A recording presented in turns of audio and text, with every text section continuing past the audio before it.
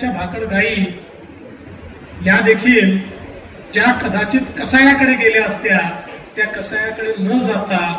या गोशाळेमध्ये येऊन या ठिकाणी त्या जिवंत राहणार आहेत आणि आपल्या जीवनामध्ये पुन्हा त्या देण्याचंच काम करणार आहेत। आणि म्हणून मला असं वाटतं की हा एक अतिशय चांगला प्रकल्प राणेसाहेब,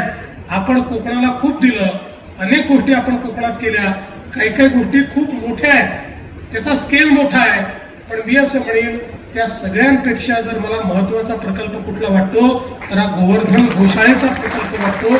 जो आपण अतिशय सुंदर या ठिकाणी तयार केलेला आहे। आणि हे खरंच आहे की हा प्रकल्प पाहिल्यानंतर